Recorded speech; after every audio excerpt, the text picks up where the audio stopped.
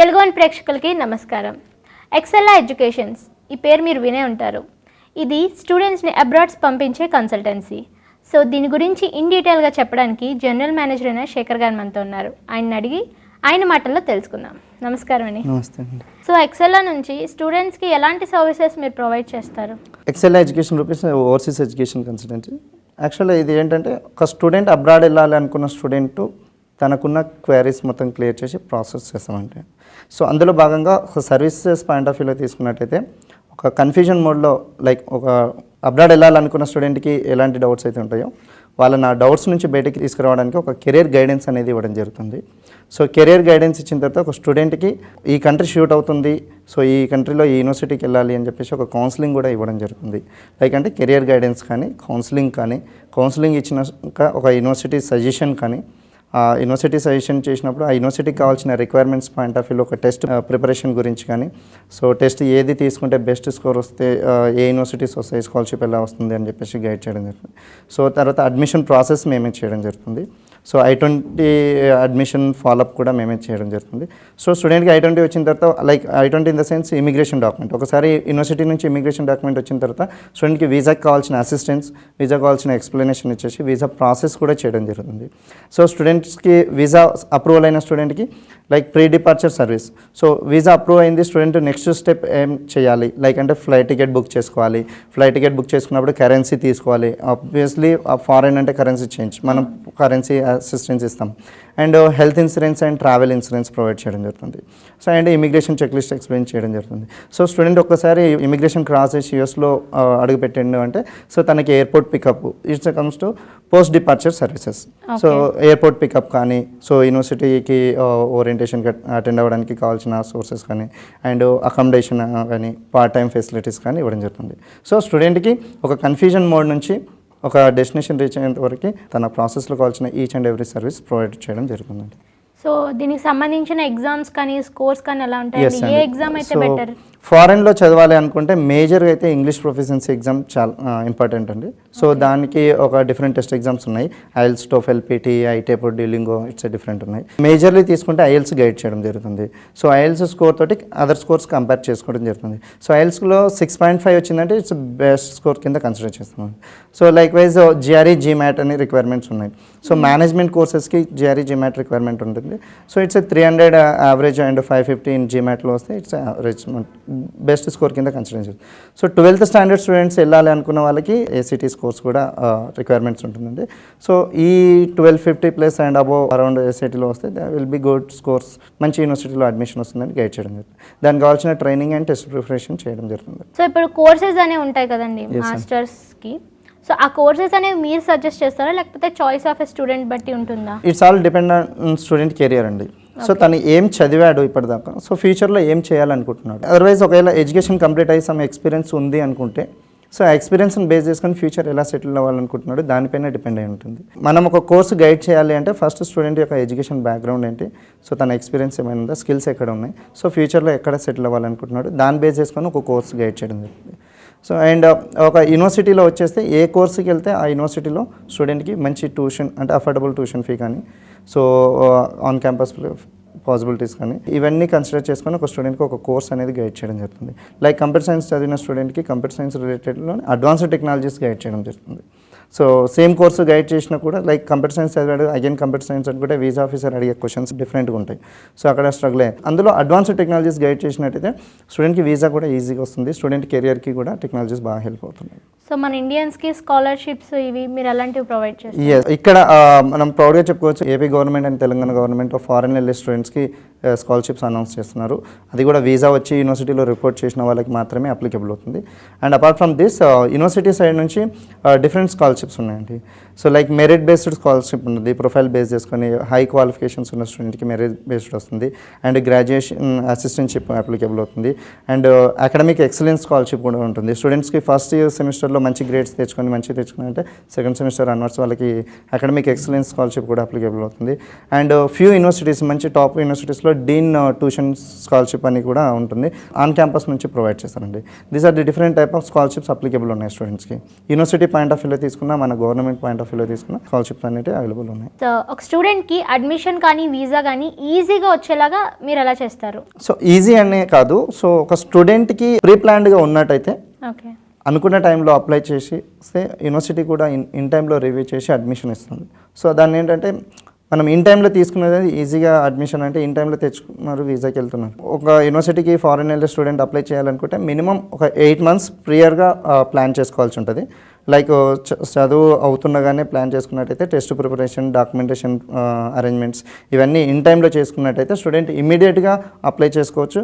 So in advance apply చేసుకున్నట్టయితే స్టూడెంట్కి ఈ స్కాలర్షిప్స్ ఏదైతే మనం డిస్కస్ చేసామో స్కాలర్షిప్స్ కూడా అప్లికబుల్ అయ్యే ఛాన్సెస్ ఎక్కువ ఉంటాయి. సో డెడ్ లైన్ అయిన తర్వాత డెడ్ లైన్స్ అప్రోచింగ్ అయ్యే టైంలో పెట్టుకున్నట్టయితే స్టూడెంట్స్కి స్కాలర్షిప్స్ మిస్ అయ్యే ఛాన్సెస్ ఎక్కువ ఉంటాయి. అండ్ ఒక వీసా పాయింట్ ఆఫ్ వ్యూలో తీసుకుంటే ఒక యూఎస్కి కానీ ఒక అదర్ కంట్రీకి కానీ వీసా ఒక 2 months ప్రియర్గా లాంచ్ చేసినట్టయితే అటెండ్ అయినట్టయితే సో పేపర్ అప్లికేషన్ కానీ డ్రాప్ బాక్స్ కానీ ఇంటర్వ్యూ కానీ ఒక 2 months ప్రియర్గా వెళ్ళినట్టయితే ఛాన్సెస్ ఎక్కువ ఉంటాయి అన్నమాట. సో మనం ఏం గైడ్ చేస్తాము అంటే స్టూడెంట్కి ఒక 8 months ప్రియర్గా లైక్ 4th year చదువుతున్న స్టూడెంట్కి 4th year ఫస్ట్ సెమిస్టర్లో ఉండగానే ప్లాన్ చేసుకోమని చెప్పడం జరుగుతుంది. ఒక 3 years డిగ్రీ చదివే వాళ్ళకి 2nd year అయిపోగానే ప్లాన్ చేసుకోమని చెప్పడం జరుగుతుంది. అందులో టెస్ట్ ప్రిపరేషన్ మెయిన్ ఇంపార్టెంట్, అదే అడ్వాన్స్గా తీసుకోవాల్సి ఉంటుంది. అండ్ డాక్యుమెంట్స్ అరేంజ్మెంట్స్ చేసుకోవాలి. ఇట్స్లో ఒక 1.5 month టైం పడుతుంది మినిమం. సో ఇవి చేసుకుని ఒక 8 months ప్రియర్గా యూనివర్సిటీకి అప్లై చేసినట్టయితే ఇంకొక 2 monthsలో వీసా కావాల్సిన డాక్యుమెంట్స్ అన్ని అరేంజ్ చేసుకొని సో వీసాకి అటెండ్ అయినట్టయితే స్టూడెంట్కి అడ్మిషన్ కానీ వీసా కానీ ఇన్ టైంలో వస్తుంది అని చెప్పేసి గైడ్ చేయడం జరుగుతుంది. సో వీసా చాలా ఇంపార్టెంట్. స్టూడెంట్కి వీసా మనం ఎందుకు ప్రీ ప్లాన్గా చెప్తున్నామంటే వీసాకి వెళ్ళడం అనేది సామాన్య విషయం కాదు. సో వీసాకి వెళ్ళేటప్పుడు స్టూడెంట్స్ ఒక పేరెంట్స్ వాళ్ళ ఫినాన్షియల్ ఎంతవరకు అవైలబుల్ ఉన్నాయి, వాళ్ళు ఎంతవరకు అరేంజ్ చేసుకోవాలి. So it's a time taken process.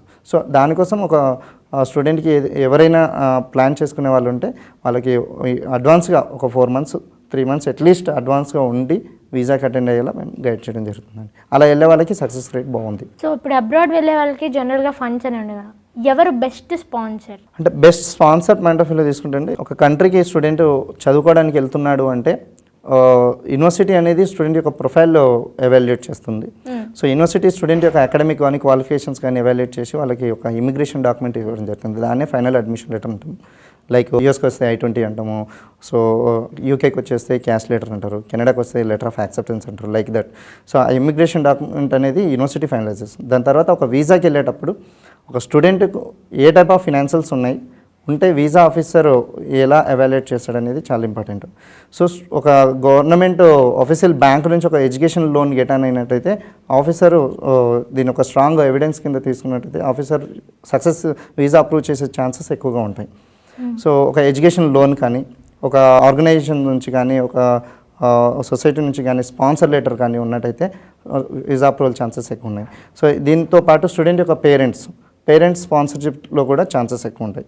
So ఎవరైతే స్టూడెంట్స్ ఎడ్యుకేషన్ అయిపోయి మినిమం 2-3 years ఎక్స్పీరియన్స్ ఉందో వాళ్ళు ఓన్ ఫండింగ్ చూపించుకున్నా కూడా సో అప్లికబుల్ అవుతుందండి. సో బెస్ట్ స్పాన్సర్ కింద తీసుకున్నట్టయితే ఎడ్యుకేషన్ లోన్ కానీ స్పాన్సర్ లెటర్ కానీ బెస్ట్ స్పాన్సర్స్ కింద పెట్టుకోవచ్చు.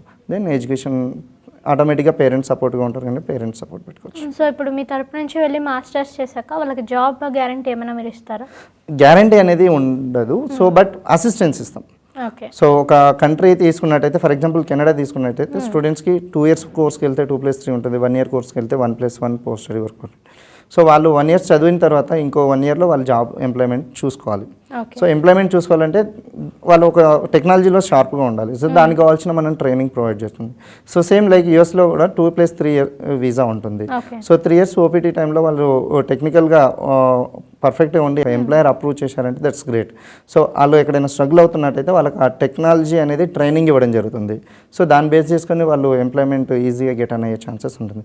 సో వర్క్ ఎంప్లాయ్మెంట్కి కూడా సో సపోర్ట్ చేయడం జరుగుతుంది. అసిస్టెన్స్ ఇచ్చి ఒక ట్రైనింగ్ ఇచ్చేసి సపోర్ట్ చేయడం జరుగుతుంది. సో ఒక కంట్రీ వైడ్గా తీసుకుంటే యూఎస్లో అయితే H-1Bకి వెళ్ళిపోతారు స్టూడెంట్స్, కెనడాలో అయితే వర్క్ పర్మిట్కి వెళ్ళిపోతారు, later they can apply PR. ఇలా డిఫరెంట్ కంట్రీ లైక్ యూకేకి వెళ్తే పోస్ట్ స్టడీ వర్క్ పర్మిట్, అక్కడ ఎంప్లాయ్మెంట్కి వెళ్తారు. సో ఆస్ట్రేలియా కూడా సేమ్ లైక్ కెనడా. సో చదువుకున్న తర్వాత పోస్ట్ స్టడీ వర్క్ పర్మిట్కి వెళ్తారు, అక్కడ నుంచి PR అప్లికేషన్కి చేసుకుంటారు. సో మనం ఆ ఎంప్లాయ్మెంట్ రావడానికి కావాల్సిన సపోర్ట్ అనేది చేయడం జరుగుతుంది. మీరు ఇప్పటి వరకు చాలా మంది స్టూడెంట్స్ని అబ్రాడ్ పంపించుంటారు. Which country is the best and why? ఏ కంట్రీ బెస్ట్ అని చెప్పడానికి it's depends on student and parents యొక్క డెసిషన్ పైన ఉంటుందండి. సో లైక్ ఎలా అంటే ఒక స్టూడెంట్ ఫారెన్ వెళ్ళి చదువుకొని సో లైక్ 30 lakhs స్పెండ్ చేస్తున్నాడు, so education higher education get on చేసుకుంటున్నాడు, దాని తర్వాత తన కెరియర్ ఎక్కడ చూసుకుంటున్నాడు అనే దానిపైన డిపెండ్ అయి ఉంటుంది. సో స్టూడెంట్స్ ఏం చేస్తారంటే నేను ఫారెన్ వెళ్ళాలి, ఫారెన్లో టెక్నాలజీ నేర్చుకోవాలి, మళ్ళీ బ్యాక్ వచ్చి సో సంథింగ్ స్టార్టప్ చేయాలి, ఇన్నోవేట్ చేయాలి, లేదంటే బిజినెస్ స్టార్ట్ చేయాలి, లేదంటే ఎంప్లాయ్మెంట్ ఒక టాప్ ఎంఎన్సీ కంపెనీలో చూసుకోవాలి. సో అలా ఒక ఎడ్యుకేషన్ చేసుకొని బ్యాక్ వచ్చి సెటిల్ అవ్వాలనుకున్న వాళ్ళకి ఆల్వేస్ మనం గ్రీనరీ యూఎస్ఏ బెస్ట్ గైడ్ చేయొచ్చు. సో లేదు నేను అబ్రాడ్లో సెటిల్ అవ్వాలి, సో అక్కడే చదువుకొని అక్కడే సెటిల్ అవ్వాలనుకున్న వాళ్ళకి సో ఇప్పుడున్న సినారియోలో కెనడా అండ్ ఆస్ట్రేలియా మంచి డెస్టినేషన్ కింద గైడ్ చేయొచ్చు. సో ఎర్నింగ్ పాయింట్ ఆఫ్ వ్యూలో ఇంకా యూరోప్ తీసుకున్నట్టయితే చదువుకుంటారు, సో జాబ్ చేసుకుంటారు, జాబ్ ఫెసిలిటీస్ ఉన్నాయి. జాబ్ ఒక మినిమం ఒక 8-10 years వర్క్ చేసుకున్నట్టయితే వాళ్ళు ఆటోమేటిక్గా సిటిజన్షిప్ ఇచ్చేస్తారు. ఇదేంటంటే స్టూడెంట్ యొక్క కెరియర్ ప్లాన్స్, ఫారెన్లో సెటిల్ అవ్వాలా, బ్యాక్ రావాలా అనే దానిపైన డిపెండ్ అయ్యి మనం ఒక కంట్రీని గైడ్ చేయడం జరుగుతుందండి. సో ఇప్పటి వరకు మీరు ఎంతమంది స్టూడెంట్స్ని పంపించుండొచ్చు? So as per my experience మేము అరౌండ్ ఒక 2500 స్టూడెంట్స్ని అబ్రాడ్ పంపించడం జరిగింది డిఫరెంట్ కంట్రీస్కి. సో మేజర్గా యూఎస్నే ఉంటుంది. సో మనకు తెలిసిన కాడికి US is always greenery for foreign studies. Good success rate ఉంది అని చెప్పేసి చెప్పడం జరుగుతుంది. ఎందుకు ఎక్సెల్ ఎడ్యుకేషన్స్నే చూస్ చేసుకోవాలి? ఒక స్టూడెంట్కి ఒక ఫారెన్ వెళ్ళడానికి లైక్ తను ఒక కన్ఫ్యూజన్ మోడ్ నుంచి వస్తున్నాడంటే తనకు ఫస్ట్ కెరీర్ గైడెన్స్ అనేది ఇవ్వడం జరుగుతుంది. మనం ఏంటంటే స్టూడెంట్ కన్ఫ్యూజన్ మోడ్లో పెట్టి ప్రాసెస్ చేస్తే అది వర్కౌట్ అవ్వదు end of the day. So ఒక ఫ్రెండ్లీ ఎన్విరాన్మెంట్ క్రియేట్ చేసి స్టూడెంట్స్కి తన దగ్గర ఉన్న డ్రాబ్యాక్స్ ఏంటి, తన దగ్గర ఉన్న పాజిటివ్స్ ఏంటి అనాలిసిస్ చేసి స్టూడెంట్స్కి ఒక బెస్ట్ డెస్టినేషన్ గైడ్ చేయడం జరుగుతుంది. సో నేను అది ఒక ఫ్రెండ్లీ ఎన్విరాన్మెంట్ ఎక్సెల్లో ఉంటుంది. సో తన ఓన్ ఫ్యామిలీగా తీసుకొని సో ప్రాసెస్ చేసుకోవచ్చు అని చెప్పేసి నేను చెప్తాను. అండ్ సో సర్వీస్ అనేది మనం ఆన్ టైంలో ఇస్తాం స్టూడెంట్కి. సో ఏదర్ అడ్మిషన్ వచ్చింది లేదు రాలేదు, సో స్టూడెంట్కి ఏమైనా అప్లై చేసుకున్నాడంటే ఇంటెన్సిటీ ఉంటుంది. సో ఎప్పుడు రావాలి, ఎప్పుడు అడ్మిషన్ రావాలి, ఎప్పుడు వీసాకి వెళ్ళాలనేది అది స్టూడెంట్ ఒక ఆ ఇంటెన్సిటీ నుంచి బయటికి రావాలంటే తనకి తన డెసిషన్ అనేది ఇమీడియట్గా చూపించాలి. సో విత్ ఇన్ ద మంత్లో అడ్మిషన్ వచ్చేలా ఒక ప్లాన్ చేస్తామండి. సో దానికి మాకు డిఫరెంట్ డిపార్ట్మెంట్స్ ఉన్నాయి. సో డిపార్ట్మెంట్ వైజ్గా స్టూడెంట్కి ఎలాంటి డౌట్ లేకుండా సర్వీస్ ఇవ్వడం జరుగుతుంది. And end to end services. So ఒక కన్ఫ్యూజన్ మోడ్ నుంచి తనకు ఒక కెరియర్ గైడెన్స్ ఇచ్చి టెస్ట్ ప్రిపరేషన్ కూడా, టెస్ట్ ట్రైనింగ్ కూడా ఇచ్చేసి, టెస్ట్ ప్రిపరేషన్ కూడా ఇచ్చేసి admission and visa and pre departure service, post departure services and employment assistance కూడా ఇవ్వడం జరుగుతుంది.